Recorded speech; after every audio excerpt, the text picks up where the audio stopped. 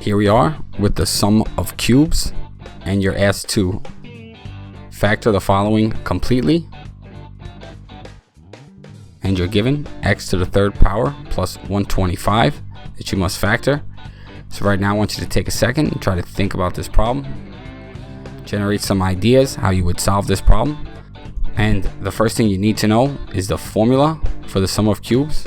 A to the third power plus b to the third power equals a plus b times a squared minus ab plus b squared. And that is the sum of perfect cubes, where it's a to the third power plus b to the third power. Now, let's take a look at what we have. We have x to the third power. Okay, that's a perfect cube. The reason it's a perfect cube is because x times x times x equals x to the third power. Also, take a look here. You have 125. That's a perfect cube as well. Why? Because 5 times 5 times 5 gives you 125. So let's quickly move on to our steps. The first step being factor if possible. So take a look here. Can we factor anything out? No, so we cannot factor. Let's check off the first step. Now let's move to step number 2. Identify both a and b as cube roots.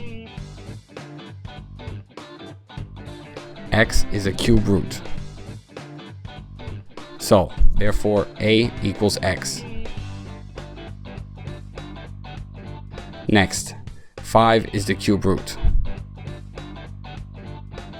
Therefore, b equals 5.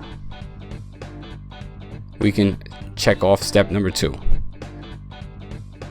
Let's move on to step number 3. Plug a and b into the formula. So what are we going to do? We're going to list out the formula. And now you're going to plug things in. Plug it in here, here, and here. And you can do the same thing for b as well. And you'll ultimately get x plus 5 times x squared minus x times 5 plus 5 squared. So now that we've plugged in, we can check off that step and move on to the last step, which is to simplify the expression. Here's your expression: x plus 5 times x squared minus 5x plus 25. And it's factored. So let's check that off, and we're finished with this problem.